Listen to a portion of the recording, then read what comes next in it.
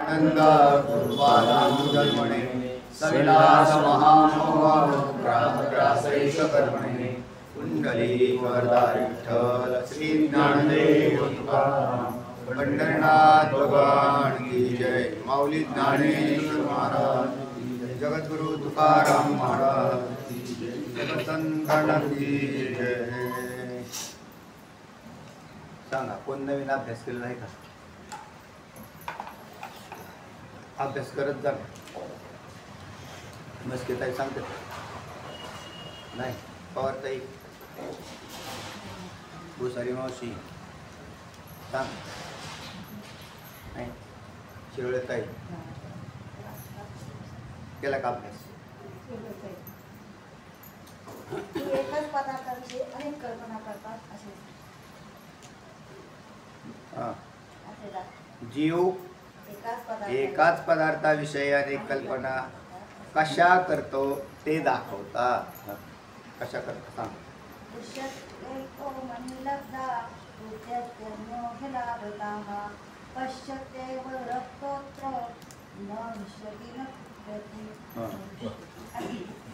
एक जीव मनी मिळाल्यामुळे आनंदित होतो, तर दुसरा दुःखित होतो। कशाचे मनी मिळाल्यामुळे? मनी कशाचे? मनी पदाचा अर्थ मनी पदाचा अर्थ आहे रत्ने। मग कोणते रत्ने म्हणतात? तर मग जी रत्न आहेत, वेगवेगळ्या प्रकारची रत्न आहेत पृथ्वीवर, आणि ती प्राप्त झाली तर मग तर त्याच्यात अनुकूल ज्ञान असेल तर तो आनंदित होतो, व प्रतिकूल ज्ञान झालं म्हणजे काय झालं? मिळालं नाही, त्याला स्वतःला मिळालं नाही तर तो दुःखी होतो। त्याची प्राप्ती न झाल्यामुळे दुःखी होतो।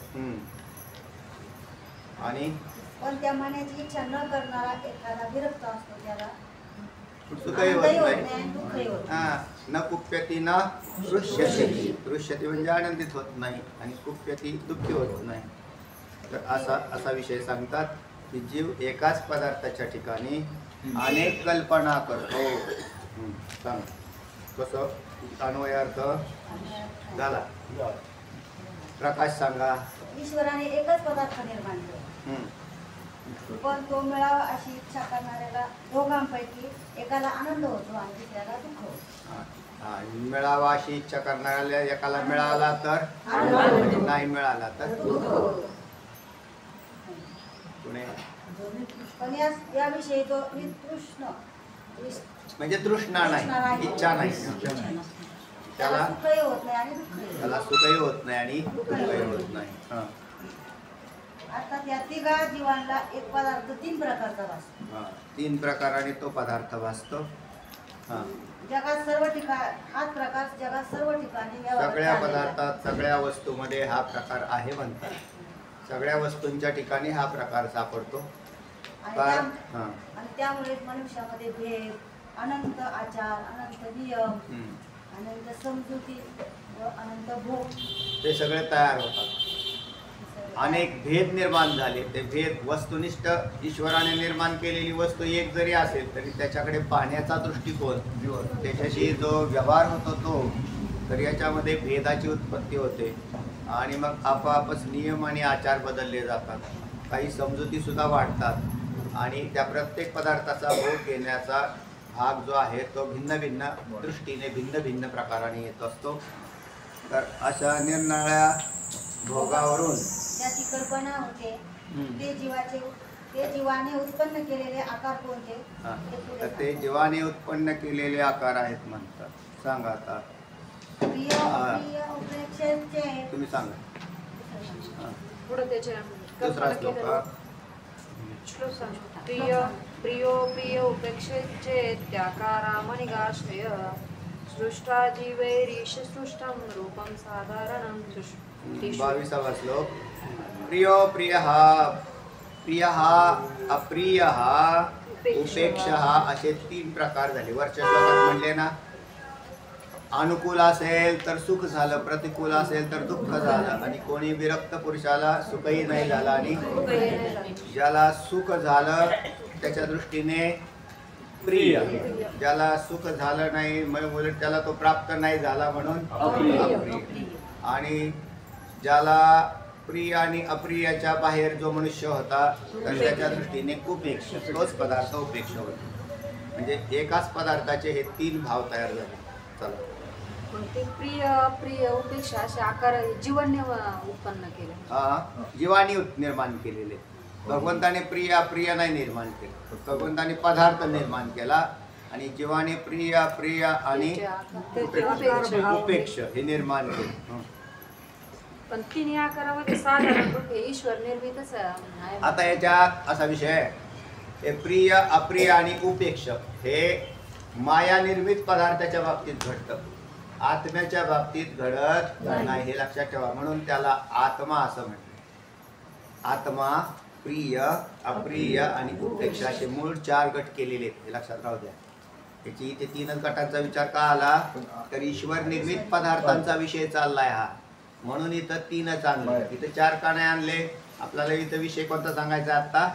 द्वैताचा. द्वैत विवेक चाललाय ना हा. तर त्या द्वैत विवेकामध्ये ईश्वर निर्मित द्वैत आणि जीवनिर्मित द्वैत असे 2 द्वैत आले. ईश्वराने निर्माण केलेल्या द्वैतामध्ये आत्मा हा काही द्वैतात सापडत नाही.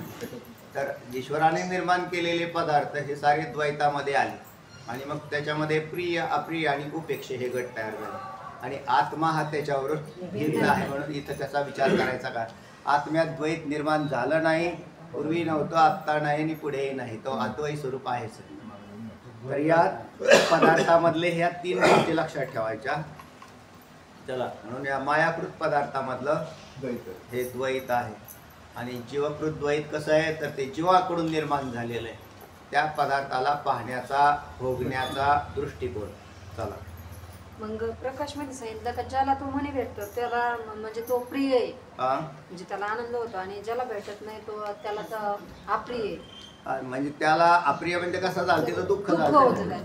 त्याला तो पाहिजे होता पण मिळाला नाही म्हणून असं. पुढे आणि ज्याला इच्छाच नाही तो उपेक्षा, म्हणजे भेटला नाही भेटला तरी पण तो काही इच्छा करत नाही. आता कोणी निष्कृष्ण जो पुरुष आहे तो सारांश मध्ये सांगतात प्रिय अप्रिय उपेक्षा मनाचा त्रिविध आकार ईश्वर कृत नाही, ईश्वर कृत नाहीये, तो जीवाने संकल्पातून तर या ईशकृत नसून जीवाच्या संकल्पामुळे होतो असं आतापर्यंत सिद्ध झालं. त्याला हे दृष्टांत देऊन सांगतील म्हणून खालचा श्लोक घेतो. किती लोकांनी पाठ केला? केला पाठ? बंद करून म्हणा. भार्याश्नुषानंदाच याता माता प्रतियोगी धियायोषी विद्यते न स्वरूपता. न स्वरूपता म्हणा. म्हणा. केला भार्याश्नुषानंदाच याता माते मात्यानेकदा प्रतियोगी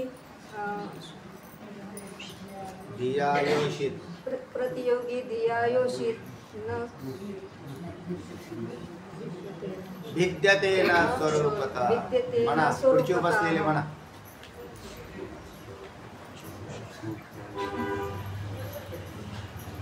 भार्या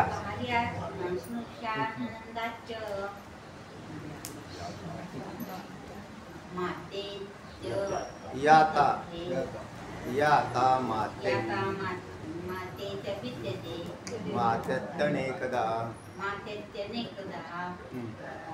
प्रतियोगिता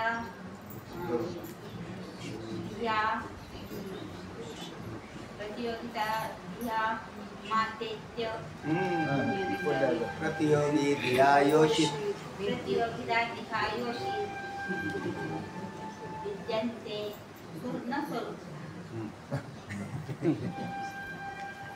संस्कृत तोंडात बसायला अवघड प्रयत्न करायला पाहिजे. म्हणा ना. भार्या स्नुषा भार्याश्नुषा ननंदाच यता याता याता माते तेने कदा वियोग प्रतियोगी धिया योगी त्या लयात पाठ जर केलं ना लयमध्ये तर ते टिकून राहील आणि नाहीतर या पाठ केलेले निघून जाते. प्रतियोगिनी धिया भार्याश्नुषानंदाच कदा प्रतियोगी धियायोषी विद्यते स्वरूपता. असे लक्षात राहील. छंदात पाठ करा.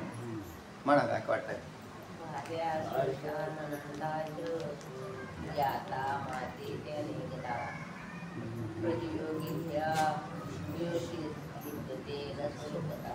असं चांगला जा म्हणा.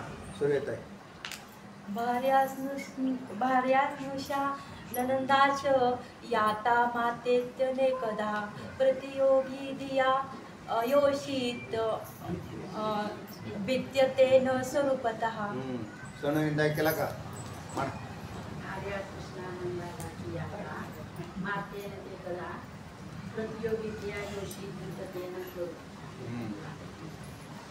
म्हणा बरं साहेब म्हणा. नाही केला तुम्ही केला नाही केला नाही झालं. भार्याश्नुषानंदाच याता मातेत्यन कदा प्रतियोगी धियायोषि विद्यते न स्वरूपता. म्हणा. भार्यास्नुषा ननंदाच याता माता तेने कदा प्रतियोगी धिया योषित विद्यते न स्वरूपतः. चला तेव्हा भार्या स्नुषा ननंदाच याता माता मा इति तू अनेकता प्रतियोगी धिया योषित विद्यते न स्वरूपता. हा श्लोक आलेला आहे. सांगा विश्लेषण कोण सांगतंय. सूर्यताई सांगा. अन्वयार्थ सांगितलंय की एकच स्त्री ही सून असते, ननंद असते, आई असते, जाऊ असते, सासरा इत्यादिकांच्या दृष्टीने म्हणजे ते अनेक प्रकाराने भेद पावते ती. पण ती स्वरूपता म्हणजे भेद पावत नाही, म्हणजे तिच्या स्वरूपात कोणताच भेद होत नाही. आता प्रतियोगीच्या दृष्टीने भेद निर्माण होतो. प्रतियोगी कोणता तर जसं आता भार्या म्हणजे पत्नी तर कोणाची पतीची म्हणून तिथं पती आला. नंतर स्नुषा म्हणजे सूनबाई कोणाची सासऱ्याची पण तिथं श्वशुर आले. नंतर नणंदच्या दृष्टीने भाऊजाई. नंतर याता म्हणजे जावच्या दृष्टीने जाव. त्या अशा प्रकाराने माता पुत्राच्या दृष्टीने माता. अशा प्रकाराने या एका स्त्रीच्या ठिकाणी म्हणजे योषित म्हणजे स्त्री. योषित पदाचा अर्थ आहे स्त्री. तर त्या एकाच स्त्रीच्या ठिकाणी हे भाव उत्पन्न झालेले दिसतात. चला प्रकार सांगितलाय की स्त्री हा ईश्वत पदार्थ आहे तर तो एका स्वरूपाचा असतो. पण जीवाने ही जी मनोनिर्मिती सृष्टी केलेली असते तर त्या सृष्टीमध्ये पतीच्या दृष्टीने ती पत्नी असते, सासऱ्याच्या दृष्टीने सून असते, भाऊजाईच्या दृष्टीने ती नणंद असते आणि जावेच्या दृष्टीने जाऊ असते, अपत्याच्या दृष्टीने ती माता असते. म्हणजे जीवाची जी मनोनिर्मित सृष्टी असते तर तिच्यामध्ये भेद असतो पण तिच्या स्वरूपामध्ये मात्र काही भेद नसतो. बरोबर.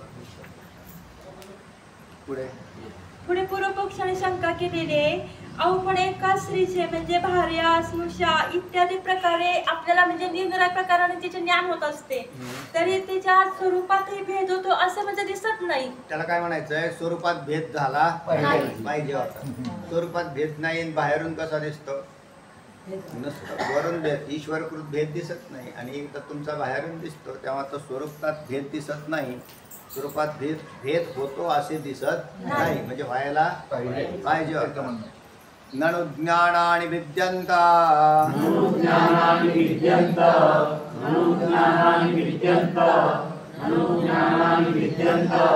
आकारस्तु न विद्यते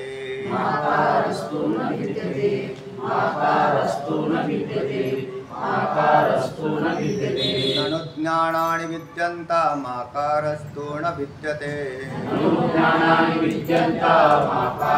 न विद्यते ननु ज्ञानानि विद्यन्तामाकारस्तु न विद्यते ननु ज्ञानानि विद्यन्तामाकारस्तु न विद्यते हरि योषित्वपुष्यतिशयो योषित्वपुष्यतिशयो योषित्वपुष्यतिशयो योषित्वपुष्यतिशयो न दृष्टो जीवनिर्मतः निर्मितः न दृष्टो जीवनिर्मितः न दृष्टो जीवनिर्मितः न दृष्टो जीवनिर्मितः योषित्वपुष्यतिशयो न दृष्टो जीवनिर्मितः योषित्वपुष्यतिशयो न दृष्टो जीवनिर्मितः योषित्वपुष्यतिशयो न दृष्टो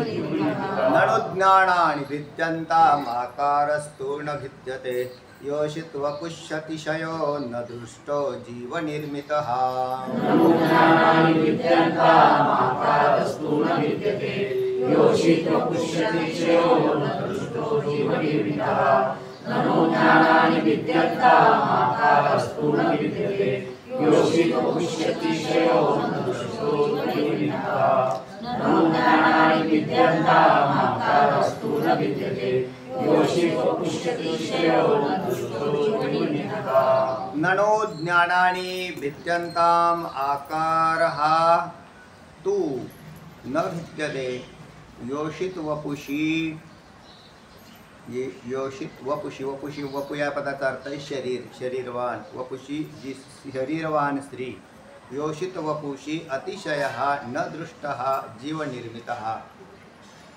ननो ज्ञानानि विद्यन्ताम् आकारः तु न विद्यते योषित वपुषी अतिशयः न दृष्टः जीवनिर्मितः सांगा वैष्णव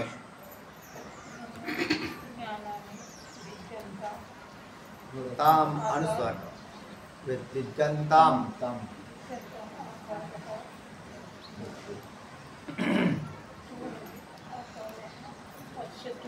आकारः तु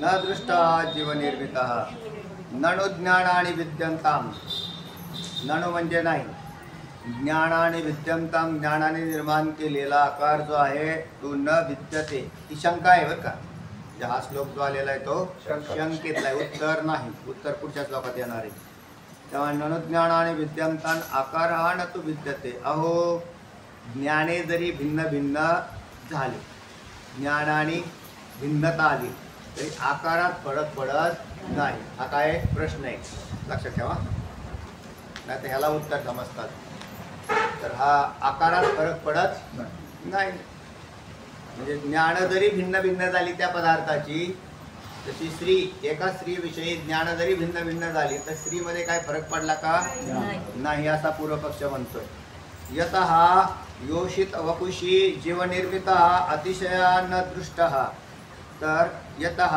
कारण योषित वपुषी जीवनिर्मितः म्हणजे स्त्रीच्या शरीरात जीवनिर्मितः जीवाने केलेला अतिशय न दृष्टः म्हणजे जो काही फरक केलेला जीवाने तो दिसत नाही अशी पूर्वपक्षाची शंका आहे म्हणजे त्याच्या आकारामध्ये आकारात फरक पडत नाही जरी जीवाने त्या स्त्रीच्या विषयी भिन्न भिन्न भाव निर्माण केले तरी तिच्या शरीरात कुठं फरक पडला आणि पूर्वपक्षाला काय म्हणायचं होतं तिच्या स्वरूपात फरक पडायला पाहिजे होता वाचा ननु ज्ञानानि विद्यन्ताम् आकारस्तु न विद्यते योषित वपुष्यतिशयो न दृष्टो जीवनिर्मितः बरं ननु ज्ञानानि विद्यन्ताम् आकारः तु न विद्यते हा अहो ज्ञाने जरी भिन्न भिन्न झाली तरी आकारात फरक पडत नाही बरोबर यतः योषित वपुषी वपुषी जीवनिर्मितः अतिशयः न दृष्टः कारण दृष्टा म्हणजे दिसत नाही कारण स्त्रीच्या शरीरात जीवाने केलेला फरक कधीच दिसत नाही प्रकाश, जीवाच्या संकल्पाप्रमाणे पदार्थाचे भिन्न भिन्न ज्ञान होते हे खरे, पण त्यामुळे पदार्थाच्या स्वभावसिद्ध आकारात काही फरक पडत असल्याचे कुठे दिसत नाही. बरोबर आहे, त्याच्या स्वभावसिद्ध आकारात कुठं काय फरक पडला तेव्हा? जीवाच्या संकल्पाने पदार्थाचं काय झालं? भिन्न भिन्न ज्ञान झालं. पण ईश्वर रूप जी स्त्री आहे किंवा ईश्वर स्वरूपचा जो पदार्थ कोणतेही झालं, सगळ्या पदार्थांच्या बाबतीत संगती आहे. तर त्या पदार्थामध्ये काही फरक पडताना दिसत नाही. ज्ञानाची विलक्षणता ज्ञेयाच्या विलक्षणते वाचून कधीच तर हा सर्व ही श्लोक शंका रूप आहे, हे वाचलं. तर हा श्लोक काय? हा शंका रूप, आणि उत्तर आता खाली येणार आहे ना. ते या श्लोकात शंका करत असतात, तर हा शंका स्वरूपच आहे. ही शंका केली बरोबर. आता यातलं उत्तर कसं आहे म्हणतात, तर ज्ञानाची विलक्षणता ज्ञेयाच्या विलक्षणते वाचून कधीच संभवत नाही, हे त्याचं उत्तर आहे. काय? ज्ञानाची विलक्षणता म्हणजे ज्या पदार्थाचं ज्ञान होतं ते ज्ञान, ज्या पदार्थाचं ज्ञान होतं त्या ज्ञेय वस्तूच्या विलक्षणते वाचून संभवत नाही. म्हणजे त्याच्यात विलक्षणता असते, आणि मग आम्हाला कशी काय नाही दिसत? अहो, एक बालक व्हा म्हणजे आई कळे, जाव व्हा म्हणजे जाव कळे,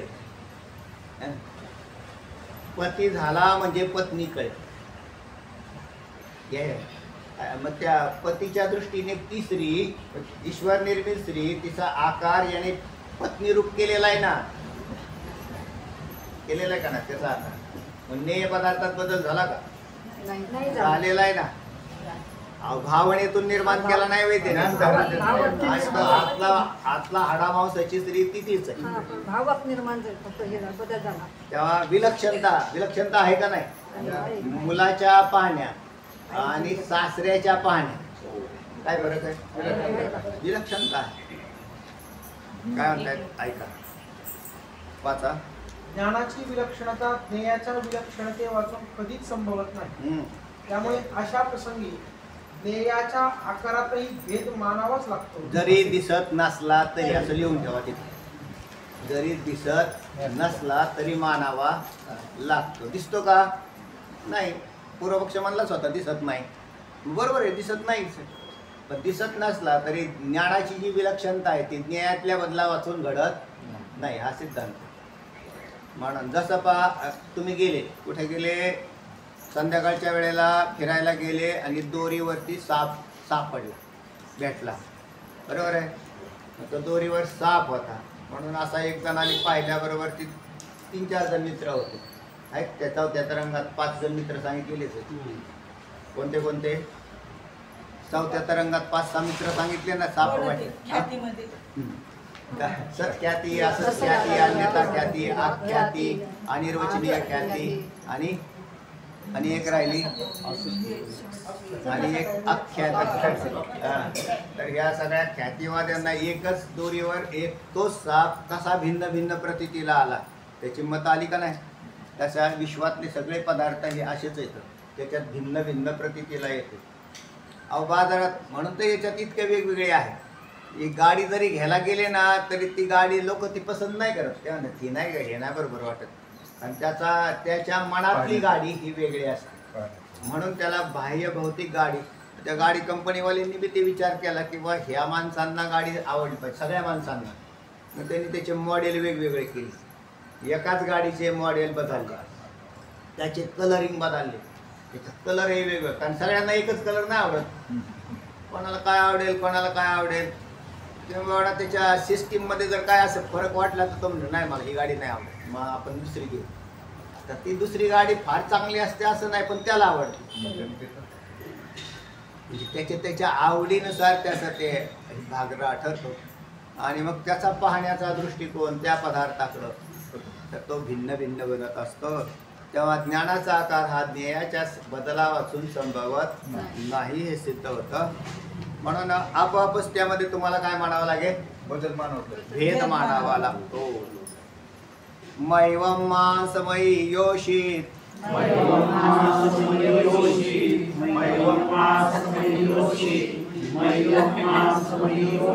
काचिदन्या मनोमयी काचिदन्या मनोमयी काचिदन्या मनोमयी मैवं मांसमयी योषित काचिदन्या मनोमयी मैवं मांसमयी योषित काचिदन्या मनोमयी मैवं मांसमयी योषित काचिदन्या मनोमयी मैवं मांसमयी योषित काचिदन्या मनोमयी मांसमय्या अभेदेपि मांसमय्या अभेदेपि मांसमय्या अभेदेपि मांसमय्या अभेदेपि विद्यते हि मनोमयी विद्यते हि मनोमयी विद्यते हि मनोमयी विद्यते हि मनोमयी हरि मांसमय्या अभेदेपि विद्यते हि मनोमयी मांसमय्या अभेदेपि विद्यते हि मनोमयी मांसमय्या अभेदेपि विद्यते हि मनोमयी मांसमय्या अभेदेपि विद्यते हि मनोमयी मैवं मांसमयी योषित काचिदन्या मनोमयी मांसमय्या अभेदेपि विद्यते हि मनोमयी मैवं मांसमयी योषित काचिदन्या मनोमयी मांसमय्या अभेदेपि विद्यते हि मनोमयी मैवं मांसमयी योषित काचिदन्या मनोमयी मांसमय्या अभेदेपि विद्यते हि मनोमयी मैवं मांसमयी योषित काचिदन्या मनोमयी मांसमय्या अभेदेपि विद्यते हि मनोमयी मा मैवम मध्ये मा एवम असे दोन पद येतात. नंतर मांसमयी आहे तसं योषित पाऊस आला काय नंतर योषित पावसाची शक्यता आहे. योषित काचित अन्या मनोमयी आहे तसंच मांसमय्या आहे तसं मांसमय आला पुढं म्हणून विसर्ग येईल. मांसमय्या हा अभेदे अभेदे अपि भिद्यते ही मनोमयी दोन तीन पदच्छेद आहेत. मा एवं मांसमयी योषित काचित अन्या मनोमयी मांसमय्या अभेदे अपि आणि एवं म्हणजे असं नको. मा एवं भण भणपदाचा अध्याहार केलेला आहे. भण म्हणजे म्हणू. मा एवं भण तू असं म्हणू नको. कसं म्हणू नको. यतः याचा अध्याहार आहे. एका मांसमयी योषित मांसमयी म्हणजे मांसाची योषित म्हणजे स्त्री कारण एक मांसाची स्त्री काचित अन्याच मनोमयी आणि दुसरी जी आहे ती अन्याच म्हणजे दुसरी मनोमयी अशा दोन स्त्रिया झाल्या. एक मांसमयी आणि एक मनोमयी. स्त्रियांचे प्रकार किती झाले. दोन झाले.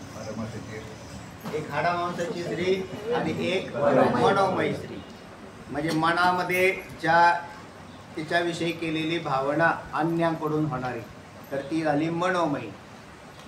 तर अशी दुसरी स्त्री मांसमय्या अभेदे अपि मांसाची स्त्री जरी सर्वत्र एक रूपाने असते म्हणजे अभेदे अपि अभेद आहे का नाही तिचा म्हणजे ज्या वेळेला ती मुलाची आई होते तेव्हा तिच्यात काय बदल नाही.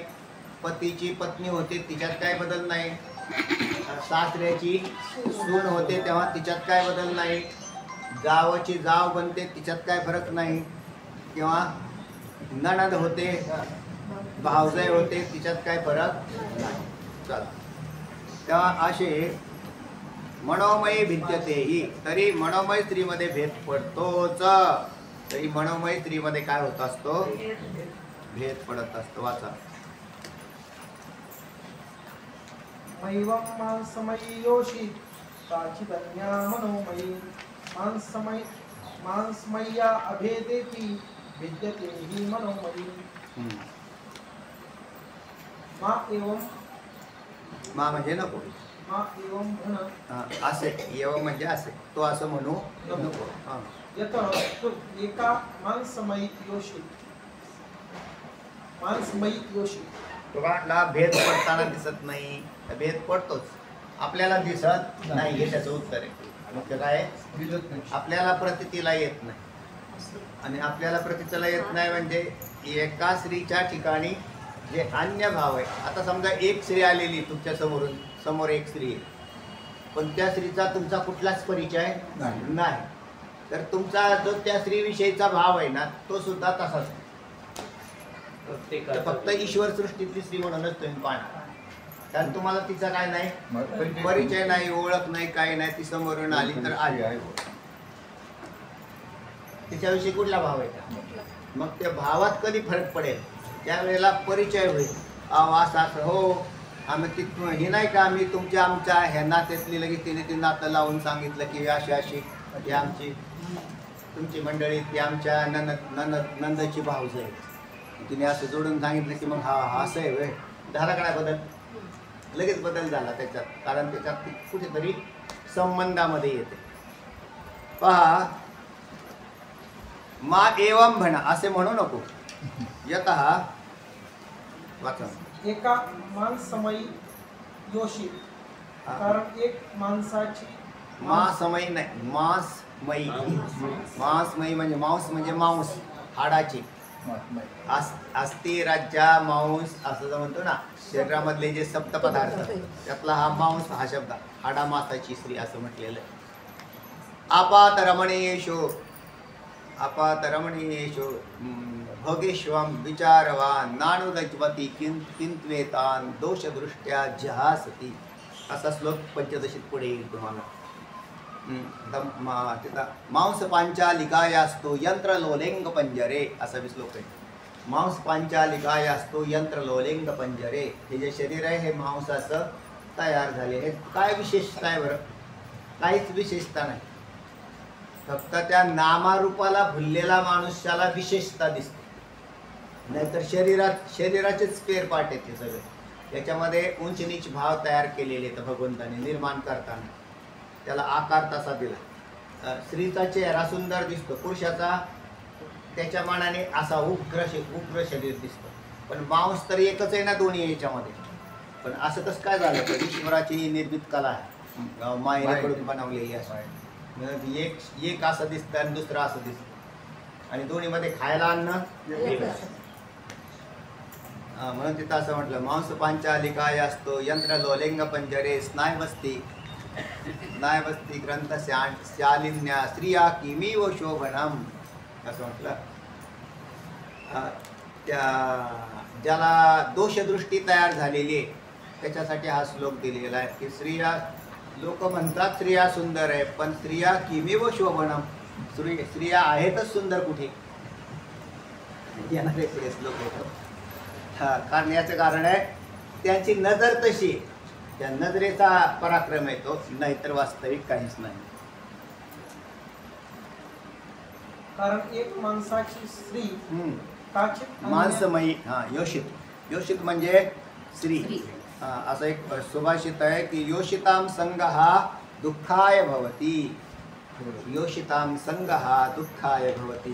त्याच्यात नाही योषिताम संघ. योषित म्हणजे स्त्री. स्त्रीचा संघ हा दुःखाला हेतू आहे असं सुभाषित आहे की स्त्रियांचा संघ हा दुःखाला हेतू आहे. योषिताम संघ हा दुःखाय भवती अनुभवाने कळालेला आहे. अनुभवाने कळाले का नाही? तुम्ही निवांत आहेत सगळे आणि शास्त्र म्हणतात त्याला त्या पद्धतीने अनुभवाने कळाले. चला योषिताम संघ हा दुःखाय भवती. चला काचित अन्याच मनोमयी व दुसरी मनोमय कल्पनेची. मांसमया हा अभेदे अपि माणसाची स्त्री जरी सर्वत्र एक रूपाने असते मनोमयी विद्यतेही तरी मनोमय स्त्रीमध्ये भेद पडतोच. वा म्हणजे एक ईश्वर निर्मित स्त्री आहे ती एकच आहे. दुसरी आहे ती मनोमय निर्मित ही मानवाने निर्माण केलेली. आणि मांसमय्या हा अभेदे अपि मांसाची स्त्री जरी सर्वत्र एक रूपाने असते तरी मनोमयी स्त्री मध्ये भेद पडतो. आणि तो भेद पडतो तर त्या प्रत्येक व्यक्तीच्या त्या संबंधावर आधारित आहे. प्रकाश मांसमयी हाडा मासाची एकादश द्वारवती ईश्वर कृत पुतळी असं म्हटलं. मांसमयी पदाचं विश्लेषण केलं. मांसमयी काय? हाडा मांसाची एकादश द्वारवती. म्हणजे काय? एकादश म्हणजे एकादश म्हणजे द्वारवती. हे बदला काय सांगायचं आम्हाला.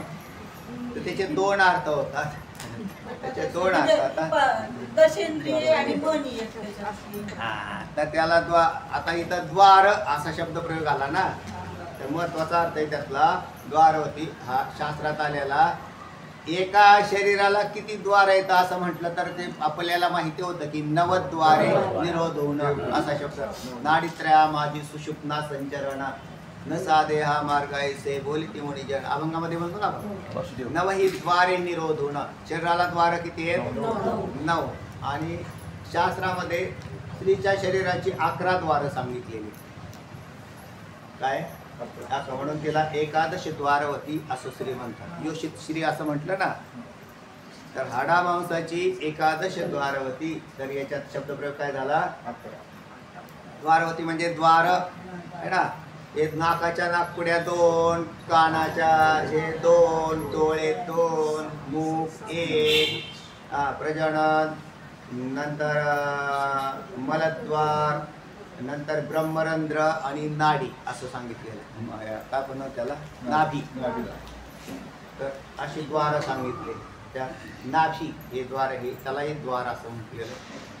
आणि किंवा ब्रह्मरंध्रालाही द्वार असं म्हणतात. 9 द्वाराची चमचकी आणि बांधून बोलताना काही शास्त्रात आपल्याकडे वाङ्मयामध्ये संत वाङ्मयात 90 द्वारे येतं आणि शास्त्रामध्ये 11 द्वारवती स्त्रीला म्हटलेले. तर तेव्हा हाडा मांसाची एकादश द्वारवती. इथं इंद्रिय मन हे नाही धरला. तर एकादश द्वारवती त्याच्यामध्ये थोडा भेद त्या नाभीमध्ये आणि ब्रह्मरंध्रामध्ये तो केलेला आहे. हाडा मांसाची एकादश द्वारवती ईश्वरकृत पुतळी म्हणजेच कोण? ती स्त्री. हाडा मांसाची स्त्री ही ही व्यवहारात सर्व ठिकाणी एकसारखीच जरी दिसते, हे व्यवहारात सर्वत्र एकाच आहे. त्याच्यात काय कुठे बदल नाही. तरी विषयी पुरुषाने केवळ मनोरथाने केलेली स्त्री अगदी भिन्न असते. हे तर ज्ञात आहे.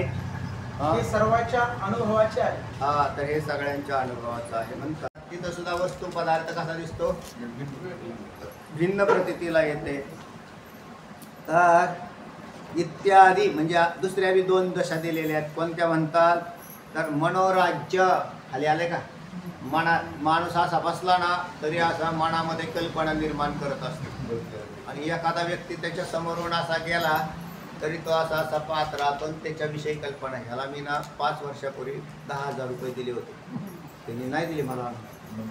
तर तो त्याच्याविषयीची जी कल्पना तो काय त्याच्या मनात मनोराज्य म्हणतात त्याला. हे काय कोण करतं? जीव. आणि प्रत्येक पदार्थाचा नुसता असा काही देणं नाही घेणं नाही. नुसती अशी गाडी आली इकडून अशी गाडी गेली इकडून गाडी गेली तरी ते गाडी कितीला असेल बरं? या गाडीचे सगळे स्पेअर पार्ट अवेलेबल असतील का? म्हणजे त्याच्या काय देणं नाही घेणं नाही. ती गाडी ह्याने खरंच विकत घेतलेली असेल का? कर्जावर घेतलेली असेल कोणाविषयी? तो जो पदार्थ त्याच्या समोरून आला की त्या पदार्थाविषयी इतकं मनोराज्य तयार होतं. पुढचं अजून आहे तर स्मरण. म्हणजे ज्या वेळेला एका पदार्थाला पाहतो त्यावेळेला दुसऱ्या पदार्थाचं स्मरण होतं. अशी गाडी समोरून गेली की लगेच त्याच्या लक्षात आपल्या मेवण्यात सुद्धा हीच गाडीवर का? कोणाचं स्मरण झालं? हे सगळा आता त्याच्यात कुठे काय तयार आहे? तर या सगळ्या गोष्टी घडत असतात. तर इत्यादी या पदाचं विश्लेषण खाली आलेलं आहे.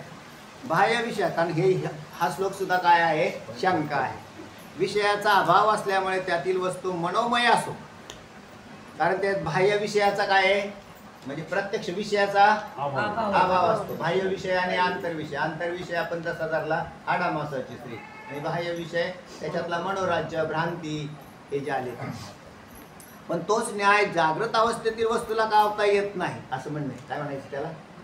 ते बाकीचे जाऊ द्या हो, पण हे जागृत अवस्थेला लावताय. भ्रांती आणि स्वप्न या ठिकाणी समजा एक वस्तू आहे, ओके, हा मोबाईल आहे, तर त्या ठिकाणी भ्रांती आणि स्वप्न या ठिकाणी मोबाईलचा अभाव आहे म्हणून तो मोबाईल हा आपल्या मनोमय प्रमाणे आपल्याला मनाला वेगवेगळा भासू शकतो, वेगळा आकार शकतो. पण जागृत अवस्थेत मोबाईलचा अभाव नाहीये. मग त्या ठिकाणी तुम्ही जागृत अवस्था आणि स्वप्न किंवा भ्रांती ही एक कसा मानताय असं त्याची शंका आहे. बरोबर, अशी शंका आहे. तर त्या जागृत अवस्थेत त्याला म्हणता येणार नाही. तुम्ही हे इकडे समजा भ्रमामध्ये वापरा, मनोराज्यात वापरा, तसं स्वप्नामध्ये बी थोडासा दोष येतो त्याच्यावर. स्वप्नात पदार्थ अनिर्वचनीय उत्पन्न होऊन प्रतीतीला येतो आणि जागृतीतला अनिर्वचनीय उत्पन्न होऊन प्रतीतीला येतो. मग स्वप्नातला आणि जागृतीतल्यात फरक काय? दोन्हीमध्ये सिस्टीम एकच आहे. एकात अविद्यावृत्ती आणि एकात अंतःकरण वृत्तीने पदार्थाच्या उत्पत्त्या होताना दिसतात, पण पदार्थ त्याचं मूळ कारण एकच आहे. तसं काय म्हणता येत नाही. पण चला ठीक आहे, मनोराज्यामध्ये आणि भ्रांतीमध्ये आपण थोडंफार धरलं त्याच्यामध्ये. आणि नाहीतरी स्वप्न आणि जागृती ही काय स्वप्न भ्रांतीच आहे, म्हणून तसंही म्हणता येत नाही. पण त्याचं खंडन झालं बरं का, तसं खंडन झालं त्याचं. वास्तविक पाहता तिकडे वेगळे आणि इकडे वेगळे असं नाही. तर त्याच्यात या संपूर्ण जागृती स्वप्नाला अधिष्ठान कारण कोण आहे? उपादान कारण अविद्याच आहे. दोन्ही एकच आहे. पण साधारण आम्ही व्यवहारात असे भेद पाळतो की भ्रांतीचा रज्जूवरचा सर्प वेगळा, स्वप्न वेगळं. स्वप्नात पदार्थ उत्पन्न होतो का नाही? स्वप्नात पदार्थ उत्पन्न होतो, जागृतीत होतो. आणि तिकडे आणि इकडे अनिर्वचनीय आणि तिकडं तसंच आहे ना, कुठं काय फरक आहे? चला तेव्हा पुढे आता खंडन करतील त्याचं. पण तोच न्याय जागृत अवस्थेला लावता येत नाही एवढं त्याचं म्हणणं आहे. तर ठीक आहे बाबा, सांगू आम्ही तुम्हाला त्याचं उत्तर. पण सध्या तरी आपल्याला काय पाहायचं आहे? शंका. भ्रांती स्वप्न मनोराज्य,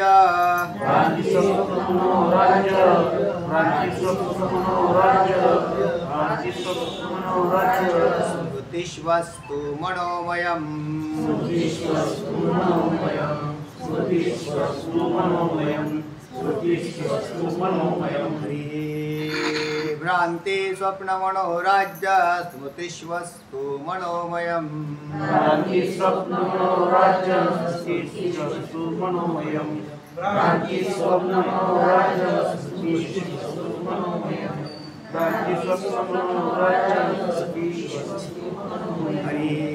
महाराज इथं स्वप्नाचा पूर्ण उच्चार आहे का? भ्रांती स्वप्न नाही, सोप आहे फक्त. स्वप्न करून घ्या. नाही ना माझ्यात, ठीक आहे. सोपम झालंय ना, न लावून घ्या. अरे स्वप्न मनोराज्य न मनोमयति चेत्, न मनोमयति चेत्, जागरण मानेन मे यस्य न मनोमयतेति चेत्, जागरण मानेन मे यस्य न मनोमयतेति चेत्, जागरण मानेन मे यस्य न मनोमयतेति चेत्, जागरण मानेन मे यस्य न मनोमयतेति चेत्. हरि भ्रांति स्वप्न मनोराज्य स्मृतिष्वस्तु मनोमयम्, जागरण मानेन मे यस्य न मनोमयतेति चेत्, भ्रांति स्वप्न मनोराज्य स्मृतिष्वस्तु मनोमयम्, जागरण मानेन मे यस्य न मनोमयतेति चेत्, भ्रांति स्वप्न मनोराज्य स्मृतिष्वस्तु मनोमयम्, जागरण मानेन मे यस्य न मनोमयतेति चेत्, भ्रांति स्वप्न मनोराज्य स्मृतिष्वस्तु मनोमयम्, जागरण मानेन मे यस्य न मनोमयतेति चेत्. भ्रांती पहिलं जे पद येत आहे त्याच्यातले हे पदच्छेद आहेत. भ्रांती स्वप्न मनोराज्य स्मृतिषु अस्तु मनोमयम झालं. आता जागरण मानेन एकच पद आहे. मेयस्य इथेही पदच्छेद करायची गरज नाही. न मनोमयता इति पद निघालं शेवटला आणि चेत आहे तसं झालं. भ्रांती स्वप्न मनोराज्य स्मृतिषु अस्तु मनोमयम, जागरण मानेन मेयस्य न मनोमयता इति चेत. पण सांगताय पवार ताई सांगा. भ्रांती स्वप्न मनोराज्य स्मृतीषु बरोबर. अस्तु मनोमय जाग्रमानेन जागरणमानेन मेयस्य न मनोमयता इति चेत. तेव्हा भ्रांती स्वप्न मनोराज्य, आता खाली त्याने इत्यादी म्हटलं होतं तर ह्याची यादीच टाकली इथे खाली. तर मनोराज्य स्मृतीषु म्हणजे स्मरण, मनोमयम असतो, हे सगळं काय आहे या 4 अवस्थामध्ये पदार्थ मनोमय येतं, मनोमय. तर परंतु किंतु जागरणमानेन मेयस्य मनोमयता न इति चेत, पण जागृतीतील प्रत्यक्षादी प्रमाणांनी ज्ञात होणारे जागृत अवस्थेतील पदार्थ म्हणजे ज्याला जगतातले पदार्थ जीव हा सत्य समजतो, ते 6ही प्रमाणांच्या द्वारे त्याचं जे अवलोकन करतो पदार्थाचं, आणि त्याला काय म्हणत असतो, तो सत्य मानत असतो. पडली ही रूढी जगा परिचार चालविती व्यवहार सत्य म्हणू. पण जागृतीमध्ये असणारे हे जे पदार्थ आहेत त्या पदार्थाला मनोमयता नाही असे जर म्हणशील तर, कोण पूर्वपक्ष म्हणतोय ना, त्याला मनोमयता नाही असं जर म्हणत असतील तर पुढचा श्लोक येणार आहे. चालेल. शंकेतला आहे. भ्रांती स्वप्न मनोराज्य स्मृतिष्वस्तु मनोमयं जाग्रन्मानेन मेयस्य न मनोमयते इति चेत्. भ्रांती स्वप्न मनोराज्य स्मृतिषु मनोमयम अस्तु. भ्रम स्वप्न मनोराज्य व स्मरण या 4 अवस्थांमध्ये पदार्थ मनोमय असू दे, किंतु